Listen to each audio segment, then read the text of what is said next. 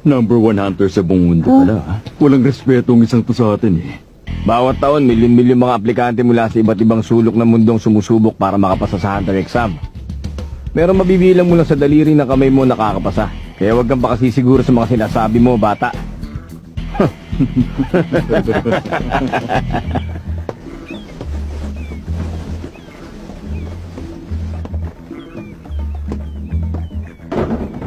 Ano ka ba naman, Gatso? Paano kung magiging disenteng bandaragat yan kung palagi ka nalang lalampa-lampa?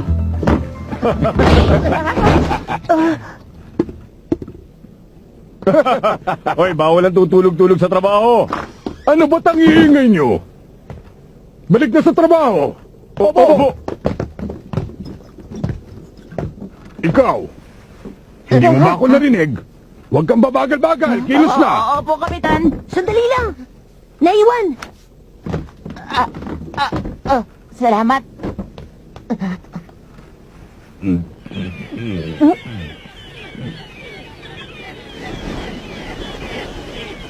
May paparating na bagyo. Paano mo naman nalaman yun, bata? Kasi po, yun ang sinasabi ng mga ibon. Talaga? At saka...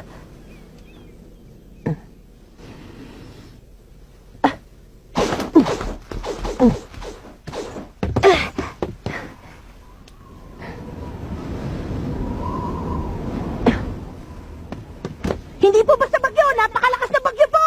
Oo. Maniwala po kayo! Parating na, naamoy ko po sa hangin! Ang batang to.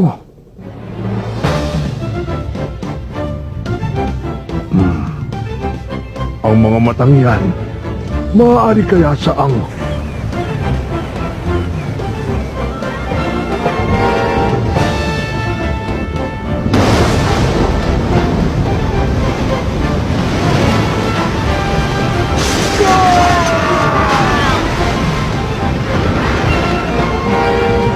Kapitan! Hindi naman matataglan naman still natin ang hangin. Kailangang ibaba na ang mga layat. Huwag niyong ibababa! Nagsisimula pa lang gumanda at takbo ng biyahe natin eh!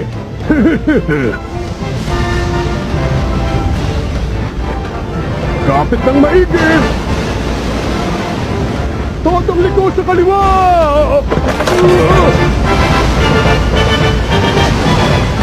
Lipat na!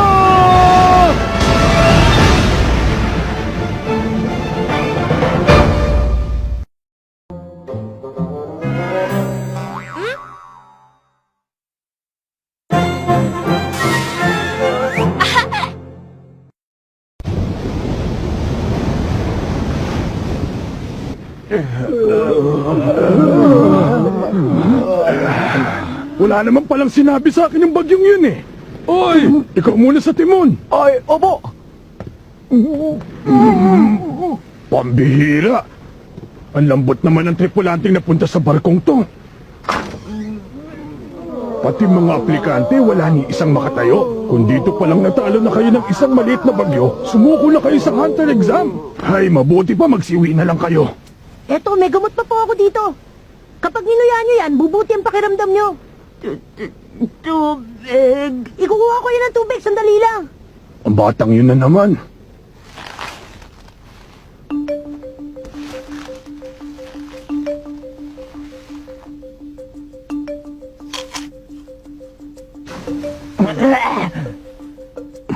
Ang asim naman ng mansanas na to. Aba. Mukhang may iilan din palang tigasin na naligaw dito sa barkong to ngayon ha. Makikiraan po. Heto na yung tubig. Maraming salamat. Ayan, sige. Inumin nyo na to.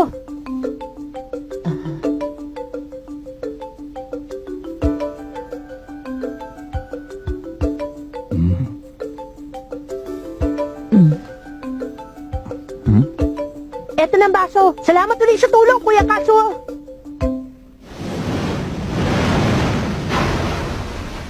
Bago ang lahat, kung maaari magpakilala muna kayong tatlo. Ako po si Gon.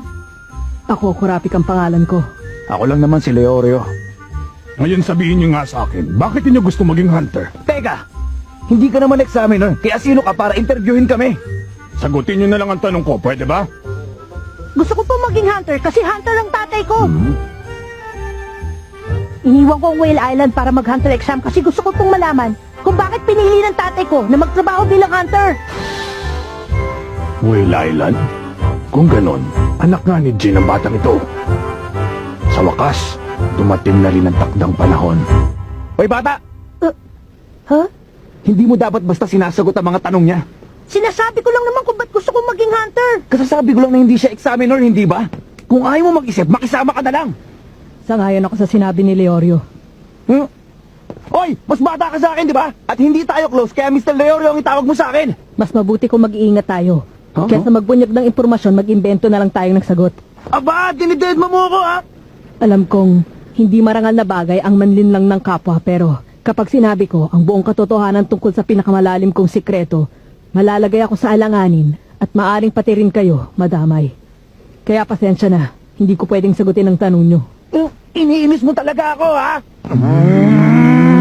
Pwes kung ayaw nyo talagang sagutin ang tanong ko, walang problema. Narinig mo yan, Katso? Opo, Kapitan. Ipaalam mo sa examination board na may dalawa pa ditong aplikante na aatras sa pagkuha ng exam. Wait, pakiulit na.